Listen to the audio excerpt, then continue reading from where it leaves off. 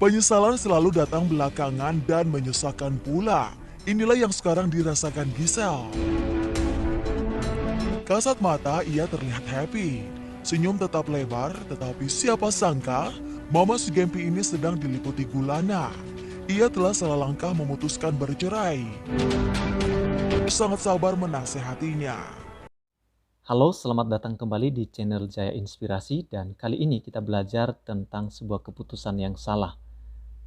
Mengapa kita tidak boleh mengambil keputusan yang salah? Karena bila kita sudah mengambil keputusan dan itu keputusan yang salah, itu akan membuat kita menyesal. Dan sebelum penyesalan terjadi, mari kita belajar supaya kita tidak terjebak di dalamnya.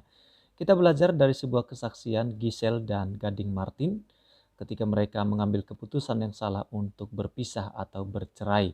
Dan kisah ini diceritakan di sebuah akun YouTube Daniel Manata, di mana Giselle mengambil sebuah keputusan yang salah dan dia menyesali keputusan tersebut. Kita akan saksikan video.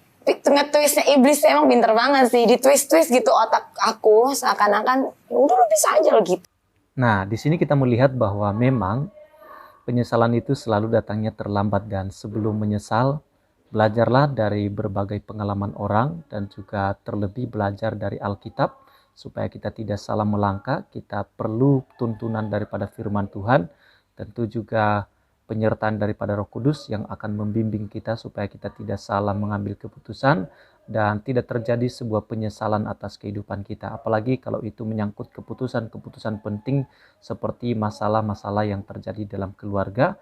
Dan bila kita salah mengambil keputusan, maka kita akan menyesal seumur hidup kita. Nah, kenapa sih Tuhan membenci perceraian? Di dalam Maleakhi 2 ayat 16, di sana dikatakan bahwa sebab aku membenci perceraian firman Tuhan Allah Israel. Juga orang yang menutupi pakaiannya dengan kekerasan firman Tuhan semesta alam. Maka jagalah dirimu dan jangan berkhianat. Jadi perceraian itu merupakan sebuah pengkhianatan kepada Tuhan. Itu sebabnya Tuhan sangat serius di dalam masalah pernikahan ya, masalah keluarga itu Tuhan sangat serius untuk menanggapinya. Tapi persoalannya adalah di dalam kekristenan, apapun sebenarnya alasannya, perceraian tidak boleh terjadi. Mengapa Tuhan benci perceraian? Yang pertama yaitu karena pernikahan itu adalah gambaran daripada kesatuan Kristus, kesatuan Allah Tritunggal ya. Karena kalau kita lihat di dalam kata esa di dalam Alkitab, kata esa yang digunakan adalah kata echad yang juga dipakai di dalam kesatuan suami istri. Ya, mereka bukan lagi dua bersatu dengan suaminya. Ya, suami bersatu dengan istrinya, bersatu daging. Satu di situ adalah satu yang dipakai juga di dalam menggambarkan pribadi Allah Tritunggal, kesatuan pribadi Allah Tritunggal. Artinya mengapa Tuhan benci perceraian? Karena memang pernikahan adalah gambar kesatuan Allah Tritunggal. Jadi gambarannya itu ada di dalam hubungan suami istri, kesatuan suami istri. Nah, kita artinya ketika orang melihat ada keharmonisan yang luar biasa di dalam keluarga itu, maka Allah dapat terlihat di dalam hubungan suami istri tersebut. Lalu yang kedua, mengapa Tuhan benci perceraian? Yaitu karena pernikahan adalah gambaran tentang Kristus dengan jemaatnya. Jadi antara suami dan istri itu merupakan gambaran antara Kristus dengan jemaatnya. Ini juga merupakan sebuah kefatalan, sebuah hal yang fatal bila seseorang melanggar aturan ini. Karena kita menghapus atau mencoret gambar Kristus dengan jemaatnya antara suami dan istri bila kita memutuskan hubungan perceraian. Jadi perceraian tidak boleh dilakukan. Lalu yang ketiga, mengapa Tuhan benci perceraian? Karena perceraian adalah pelanggaran terhadap sumpah yang diucapkan di hadapan Tuhan, yang juga disaksikan oleh jemaat ketika kita melakukan prosesi pernikahan di gereja. Jadi ada sebuah sumpah janji setia, setia sampai mati, dan itu diikatkan dalam sebuah ikrar di hadapan Tuhan, merupakan suatu janji yang bukan hanya sekedar janji menurut saya, tetapi sebuah nasar yang kita sampaikan kepada Tuhan bahwa kita tidak lagi dua melainkan satu, dan itu yang merupakan kebenaran firman Tuhan. Nah, makanya Tuhan benci perceraian. Lalu yang keempat, mengapa Tuhan benci perceraian, yaitu karena perceraian itu merusak generasi ilahi, merusak keturunan ilahi.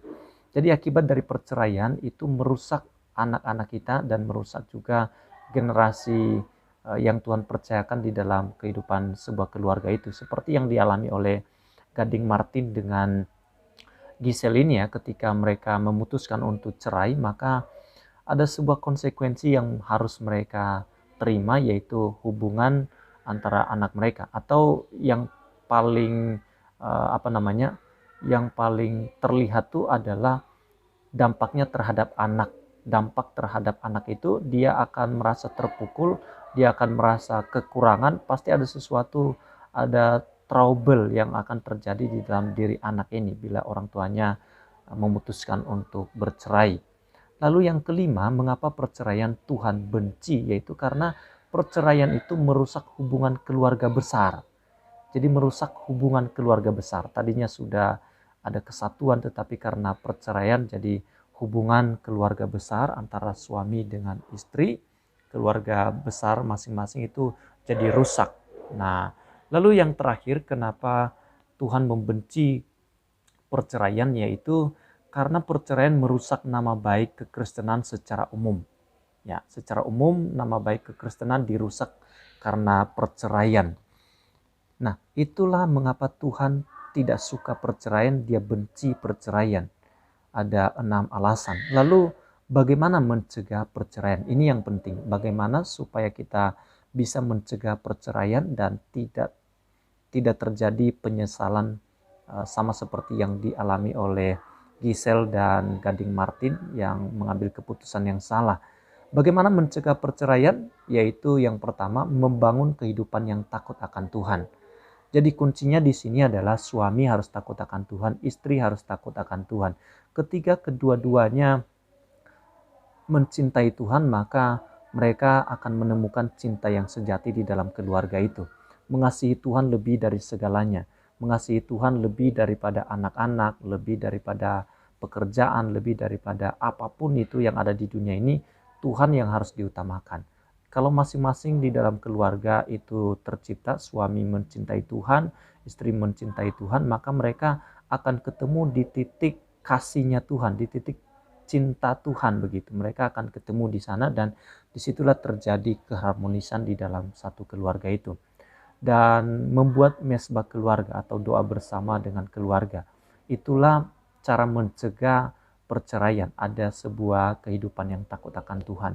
Dengan mengasihi Tuhan lebih dari segalanya, lalu dengan membuat mesbah keluarga, ada doa bersama-sama antara suami dan istri, lalu juga anak mengikutinya. Lalu yang kedua, cara mencegah perceraian yaitu menaruh perhatian penuh terhadap hubungan pasangan, menaruh sebuah perhatian penuh terhadap pasangan kita ya lebih daripada hal-hal yang lain. Tentu Tuhan yang lebih utama ya, Tuhan yang lebih utama, dan barulah keluarga kita harus perhatikan.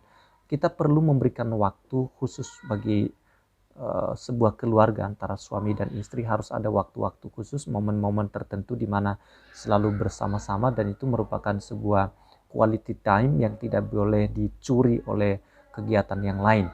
Lalu mendengarkan pasangan itu penting. Kita perlu mendengarkan suami kita perlu mendengarkan istri kita, apa yang dialaminya, apa yang terjadi dengan dirinya, kita perlu mendengarkan dia dan harus memberikan waktu untuk hal ini. Lalu kita juga perlu mengkomunikasikan apa yang kita inginkan, apa yang kita inginkan terhadap istri kita itu perlu komunikasi. Kalau tidak ada komunikasi, maka kita terjebak dengan tebak-tebakan. Bahkan kita bilang, dia mengerti sendirilah.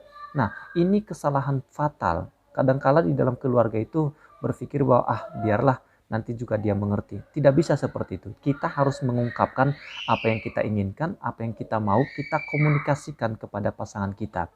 Apa yang kita sedang rasakan, kita komunikasikan. Jadi itulah cara kita mencegah perceraian. Yaitu dengan menaruh perhatian khusus, menaruh perhatian penuh terhadap sebuah hubungan. Meluangkan waktu khusus, mendengarkan pasangan kita, lalu mengkomunikasikan apa yang kita inginkan, lalu menjaga kemesraan. Nah, ini penting juga. Kadangkala ketika sudah menjadi milik ya, antara kalau tadinya masih pacaran tuh yang namanya kemesraan itu merupakan sesuatu hal yang tidak perlu ditanya lagi, itu sebuah keinginan. Tapi bila mana sudah suami istri, ini harusnya menurut saya semakin mesra begitu. Tapi yang terjadi adalah justru tidak ada lagi kata-kata itu, tidak ada lagi kemesraan itu di dalam hubungan suami istri. Ini perlu dijaga. Bagaimana caranya? Tentu kita harus perlu kreatif.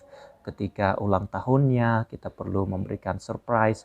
Ketika ulang tahun pernikahan, kita perlu memberikan surprise. Ketika momen-momen tertentu, kita memberikan surprise-surprise yang khusus bagi pasangan kita. Dan kita juga perlu menaruh perhatian-perhatian penuh, menaruh perhatian-perhatian khusus yang menciptakan sebuah kemesraan antara suami dan istri. Ini harus begitu supaya tetap terjaga keharmonisan itu di dalam keluarga.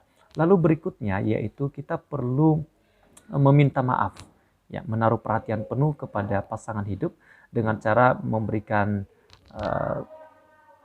dengan cara kita meminta maaf bila terjadi sesuatu atau percecokan, selisih paham bisa saja terjadi, tetapi kita perlu meminta maaf.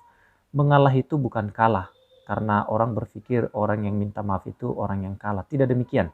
Justru mengalah adalah sebuah kekuatan. Orang yang bisa mengalah itu memiliki jiwa yang besar, bisa mengalahkan dirinya dan meminta maaf kepada orang lain. Itu gentleman. Dan karena itu ketika ada masalah, ketika ada persoalan, mungkin kita tidak salah secara pribadi, tapi kalau kita meminta maaf, masalah itu akan terselesaikan. Jadi kita perlu menaruh perhatian khusus dalam hal ini. Lalu apalagi kita perlu menghindar godaan dari pihak lain. Jadi jangan iseng-iseng misalnya chattingan terhadap mantan pacar, chattingan terhadap yang bukan pasangan kita, dengan sengaja atau dengan tidak sengaja. Perlu dihindari cobaan-cobaan, godaan-godaan seperti itu. Sehingga tidak terjadi yang namanya perceraian. Nah, itu saja yang menjadi video kali ini. Kiranya ini bisa menolong kita, bisa memberikan pelajaran penting bagi kita supaya terhindar dari penyesalan yang akan terjadi di dalam pilihan-pilihan yang kita buat. Oke, sampai ketemu lagi di video saya berikutnya. Tuhan Yesus memberkati kita. Amin.